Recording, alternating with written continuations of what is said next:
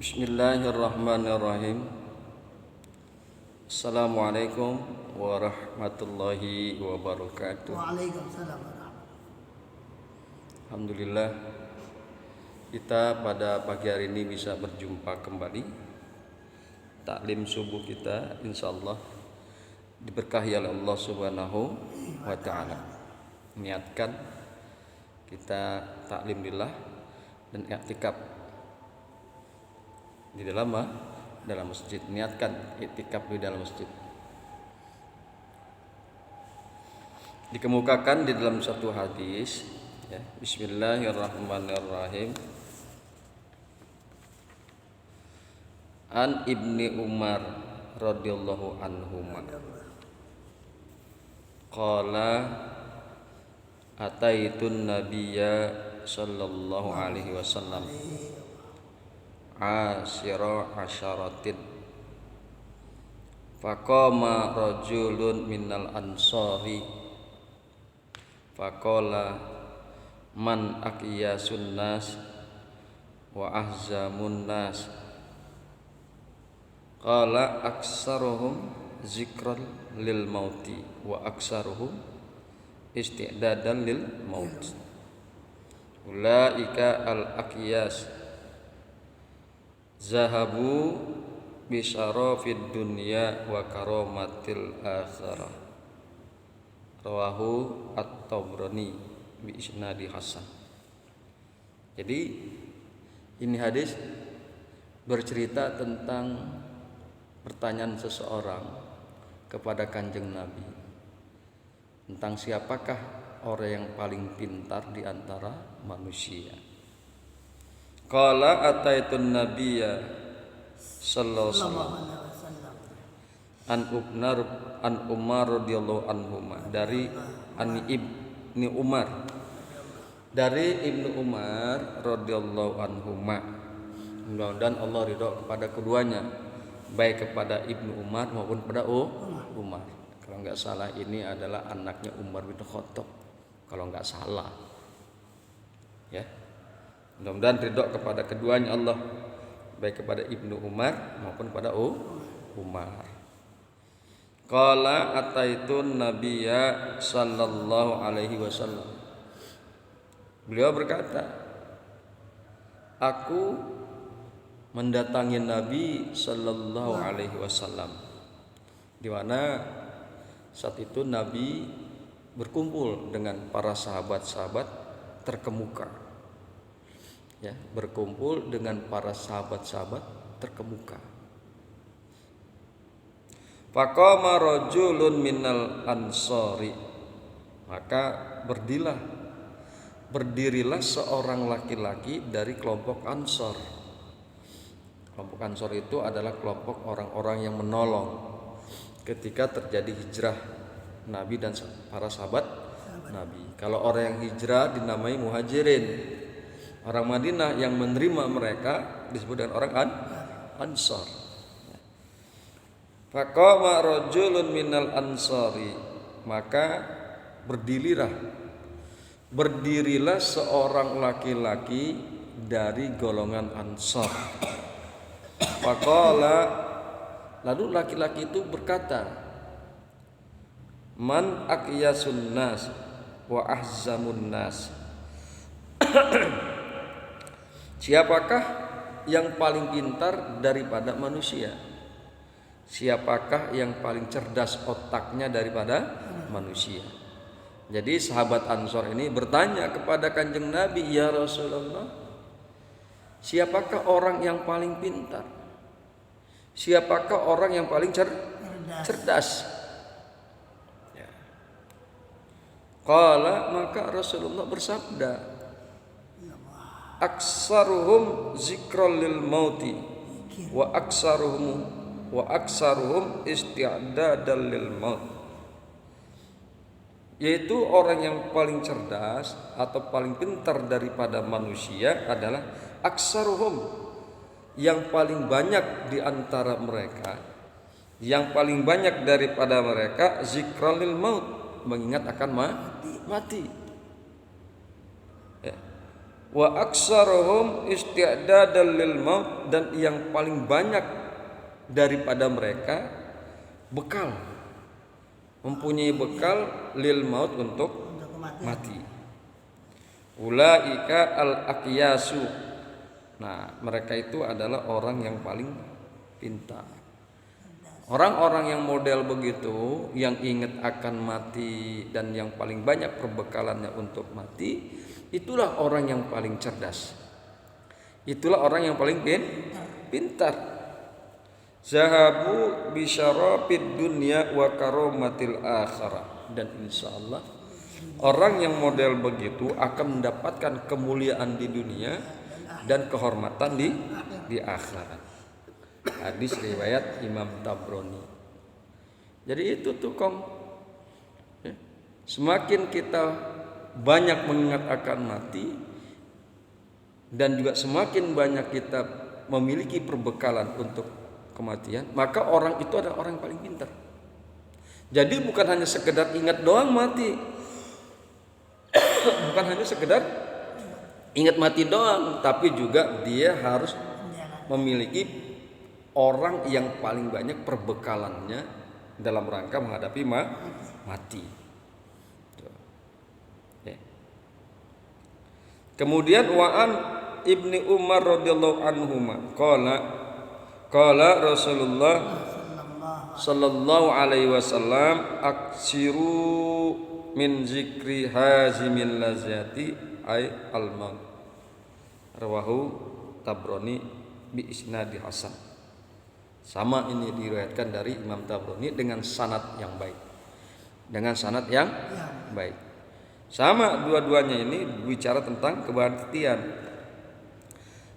Qala Rasulullah sallallahu alaihi wasallam telah bersabda Rasulullah sallallahu alaihi wasallam telah bersabda Rasulullah SAW, aksiru min zikri hazimil lazati, perbanyaklah oleh kalian daripada mengingat penghancur kelezatan. Apa itu penghancur kelezatan? Kematian. Kita suruh memperbanyak tuh Kong, banyak-banyak ingat mati, banyak-banyak ingat mati. Kudu banyak-banyak ingat mati.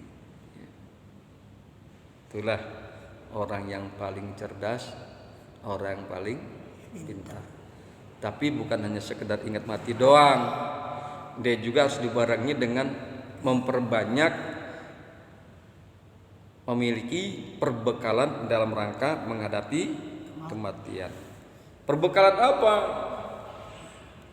Perbekalan dalam rangka menghadapi kematian yaitu mengerjakan amal saleh dan apa yang diperintahkan oleh Allah Subhanahu wa taala.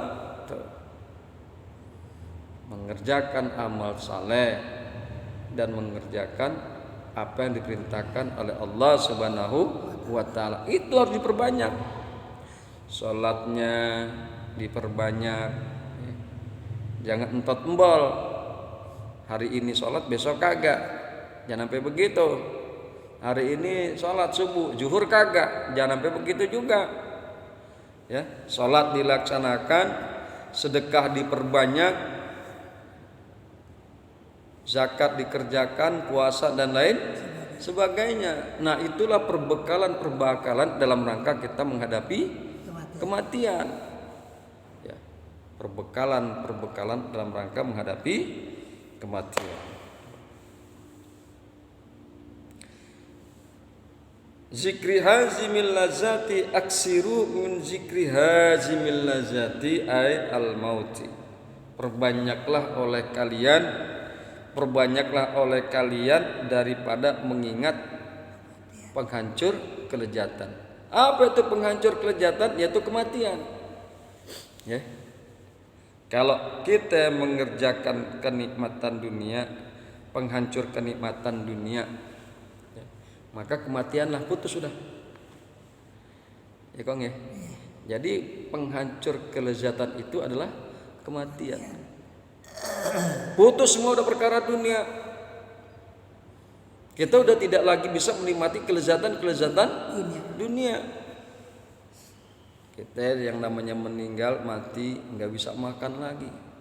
Taruh katakan di sisi kita sebelum kita dikubur, taruh tuh semur jengkol katakan. Ya kok. Nggak ada rasanya. Bukan nggak ada rasanya, memang kita nggak bakalan bisa makan, orang bahan kita udah mati. Taruh tuh makanan yang paling enak-enak, yang paling kita sukain. Taruh situ jajanan yang paling enak, jajanan yang paling kita suka, mau bakso kek, mau apa kek, mie ayam kek, mie pangsit kek, ya, soto mie kek, taruh teh. Kita udah meninggal, nggak bisa kita menikmati kelezatan dunia, nggak bisa kita nikmati. Taruh deh situ segepok duit miliaran rupiah katakan, nggak usah pakai miliaran rupiah, dolar sekalian, miliaran dolar. Taruh di sisi kita yang udah kita meninggal, di samping kita yang udah kita meninggal, nggak bisa kita gunakan. Kan yang namanya duit itu kan kelezatan dunia, nggak bisa, ya, nggak bisa kita gunakan.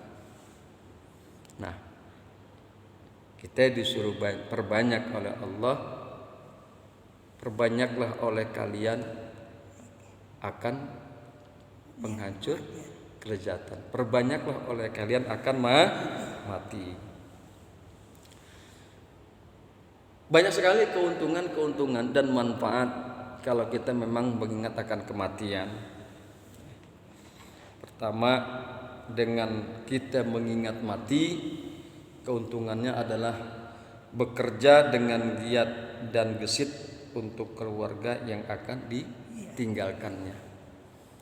Kita ini kan nggak pengen anak cucu kita nelangsa kalau kita meninggal dunia. Kita nggak pengen begitu kong, kan begitu. Jangan sampai kita meninggal dunia dengan kita tidak ada lagi di dunia, istri kita, anak kita, cucu kita hidup susah, hidup nelangsa. Jangan sampai. Makanya dengan dia berpikir bahwasanya dia besok akan mati, dalam waktu dekat ini dia akan mati, maka dia bekerja keras mencari nafkah dalam rangka persediaan dia untuk anak-anaknya hidup di dunia yang layak dan lebih baik. Itu mencari nafkah itu ibadah, kong. Iya, Ibadah. Mencari rezeki untuk anak itu ibadah yang sangat luar biasa. Jangan lupa nanti kalau kita udah dapat rezeki, jangan lupa bersedekah. Karena emang udah waktunya haulnya sampai, nisabnya sampai, jangan lupa tuh kekayaan yang kita dapatkan, kita keluarkan zakatnya. Zakat mal. Jadi sekali lagi, keuntungan kita ingat akan kematian, kita bekerja dengan lebih gesit dan lebih giat. Ya. Yang kedua, karena adanya perasaan dekat mati, maka waktu hidupnya yang pendek itu dipergunakan sebaik-baiknya untuk yang bermanfaat. Baik bermanfaat dalam urusan agama, urusan masyarakat, bangsa dan negara sekalipun. Dia sadar, ya Allah, umur gue pendek. Tentunya dia berpikir positif. Bagaimana caranya badan ini, pikiran ini, mulut ini bisa bermanfaat untuk orang lain? Kan gitu, kok. Bagaimana dia berpikir begitu? Jangan sampai dia mati dalam keadaan sia-sia. Jangan sampai dia mati dalam rangka, jangan sampai dia mati meninggalkan kehidupannya yang tidak bermanfaat. Jadi sekali lagi keuntungannya seseorang yang ingat mati karena dia merasa umurnya pendek, bagaimanapun caranya dia berusaha agar hidupnya bermanfaat. Bermanfaat untuk keluarganya, bermanfaat untuk istrinya, anaknya, cucunya, bermanfaat untuk masyarakat, untuk orang banyak. Dimanfaatkan, membantu orang, menolong orang, kan gitu ya, Kong. Bermanfaat untuk agama, membela kemuliaan Islam,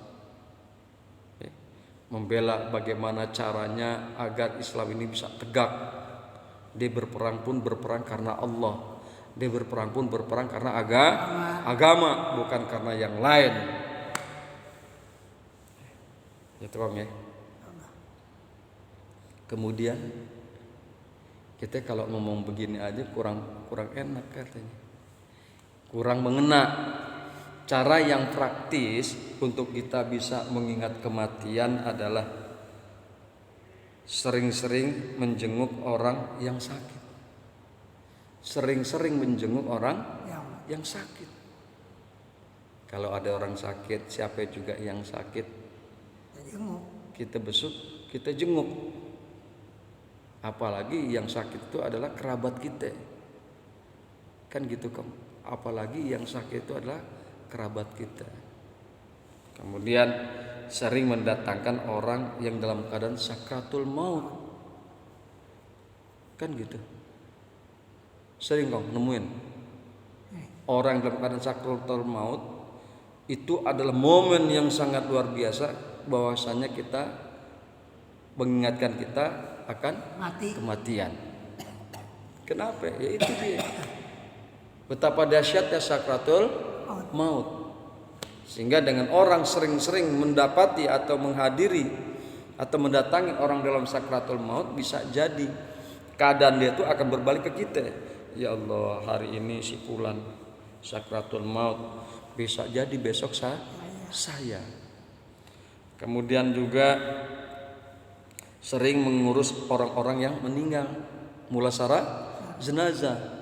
Dari ngurusinnya, dari mandiinnya, dari mengkafaninya, mensolatinya, terus ngantar sampai ke kuburan. Melihat bagaimana seorang jenazah mayat itu masukin dalam liang lahat. Itu juga paling praktis kita ingat akan kematian. Bisa jadi hari ini dia yang meninggal dunia masuk liang lahat. Ya, hari ini dia masuk liang lahat. Bisa jadi kita besok. Emang siapa yang bisa menjamin umur kita 10 menit yang akan datang? Enggak ada yang bisa menjamin umur kita 10 menit yang akan datang. Mati itu tiba-tiba, tidak ada pemberian tahu sebelumnya. Enggak ada yang ngasih tahu sebelumnya, hari ini engkau akan mati. Oh, enggak ada. Atau besok ente akan mati. Enggak ada yang begitu. Ya. Jadi sering-seringlah kita mengurus jenazah, mandiinnya, ngapaninnya, sampai nguburinnya, masuk sampai liang lahat. Kemudian sering mendoakan orang yang sudah mati. Doain tuh orang tua kita. Kan gitu, Allahumma ighfir lana dzunubana wa liwalidayna warhamhuma kama rabbayana shighara. Kan gitu. Doain dengan kita mengingat seseorang dan mendoakan orang yang mati, otomatis otak kita ini akan berpikir, dan otomatis di dalam otak kita ini akan ada memori bahwa orang tersebut adalah sudah meninggal dunia. Ini kan begitu kok. Ingat orang tua kita doain yang udah meninggal. Ya Allah, kapan kita bisa bertemu dengan orang tua saya? Ya, bertemu dengan orang yang sudah meninggal berarti kita mati dulu. Ya Allah, kumpulkanlah kami bersama mereka ya Allah di dalam surga-Mu. Kumpulkanlah kami ya Allah bersama mereka, orang-orang tua kami yang meninggal dunia, di dalam keredoan-Mu dan lain sebagainya. Tuh cara-cara praktis untuk kita agar bisa mengingat kematian. Kemudian sebelum kita akhiri, kita akan coba mengambil satu hadis. Hakul muslim alla muslim sittun. Jadi hak muslim terhadap muslim yang lain ada 6 perkara. Ada 6 perkara haknya seorang muslim terhadap muslim yang lain. Faminhunna, dan diantara yang 6 perkara itu adalah wa idza marido fa'udhu wa idza mata fatba'hu. Apabila sakit, dia sakit, maka jenguklah dia, besuklah dia. Itu hakul muslim. Kemudian Dan apabila dia mati, dia meninggal dunia, maka antarkanlah sampai ke makamnya, antarkanlah sampai ke kuburannya. Haknya muslim terhadap muslim. Jadi habis kita nyolatin, sebisa mungkin kita nganterin tuh ke kuburannya dia, ya. Dan bisa jadi ketika kita nganterin ke kuburannya dia, maka kita melihat bagaimana dia masuk ke dalam liang lahat. Dan ingat, kita akan ingat, ya Allah, bisa jadi besok saya yang akan masuk ke liang lahat. Itulah kajian kita pada pagi hari ini, ya. Mudah-mudahan manfaat dan mudah-mudahan semakin mendekatkan diri kita kepada Allah Subhanahu wa Ta'ala. Gak usah takut sama mati, Kong. Mati memang udah apa ya? Udah pasti. Ya. Mati itu adalah udah pasti. Kullun nafsin za'iqatul maut. Tiap-tiap yang berjiwa, tiap-tiap yang bernafas pasti akan merasakan kematian. Jangankan kita, malaikat juga mati. Subhanakallahumma wa bihamdika asyhadu an la ilaha illa anta astaghfiruka wa atubu ilaik. Assalamualaikum warahmatullahi wabarakatuh. Waalaikumsalam.